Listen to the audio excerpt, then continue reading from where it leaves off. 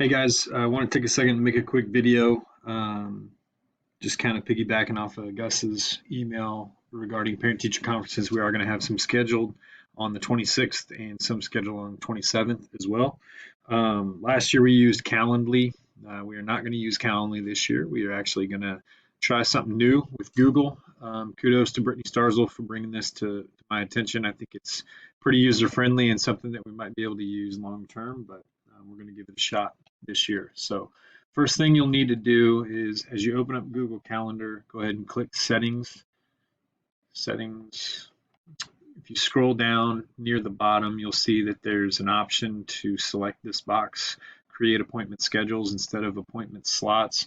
You want to make sure that that's selected, otherwise you may have some difficulty in getting this set up appropriately. So we're going to go back. What we're going to do is we're going to click Create, scroll down, click Appointment Schedule. We are going to title this Parent-Teacher Conferences. And this is pretty self-explanatory as you go through it step by step, but again, just want to go through it so you guys have a visual here.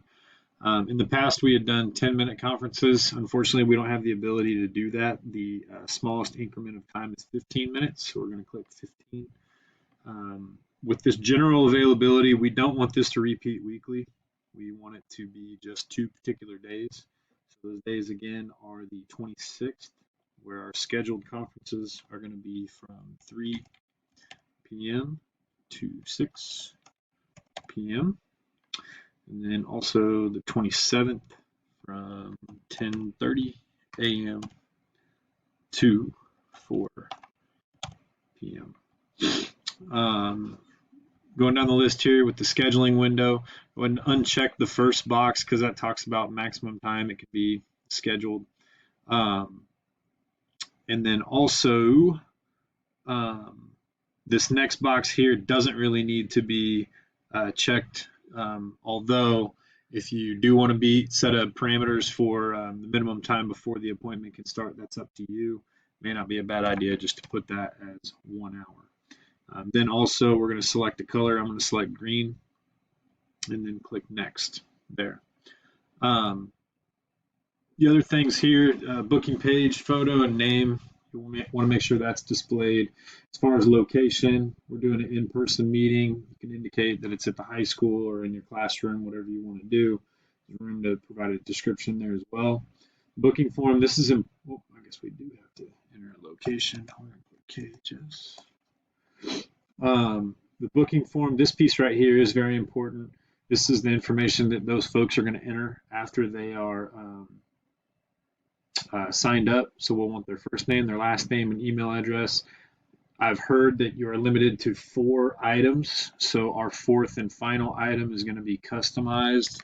We are going to want the student name provided. You know as well as I do, sometimes the parent name doesn't always match the student name, and that will prevent that from happening. Booking confirmations and reminders, I would suggest checking that box, indicating 1 day before, meaning that those folks, as they sign up, they'll get a reminder the day before that they're conferencing with so-and-so at this time and this date. So then we're going to go ahead and click Save. From there, you're going to see this screen. It gives you the option to open the booking page. So I'm going to go ahead and click that. So this is what folks are going to see when they open it.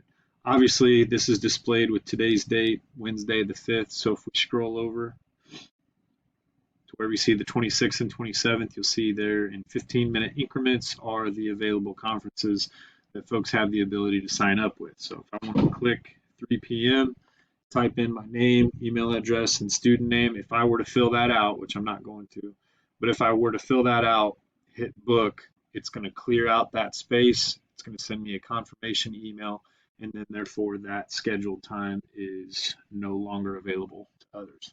So what we're going to do, we're going to go back. So I'm going to close out of that. The next thing that you'll want to do is share this. 2 suggestions here. First suggestion is that this link be embedded on your classroom website. Probably the easiest way to do it. So you can do that by clicking one of these two options here, a button with a pop-up or an inline booking page. What that's going to do is it's going to give you the opportunity to cut and paste that link, and then you can embed that appropriately. What we'll do as an administrative team is send an email out to folks that highlights our scheduled versus open conferences with some brief directions of how they can go and find what they need to find as far as exploring your classroom website.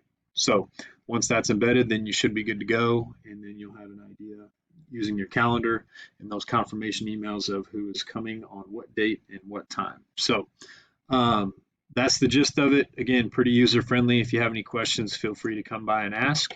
We will ask that this be completed by the end of the school day on the 14th. Doing so gives people 2 weeks to get everything done for conferences. So thank you.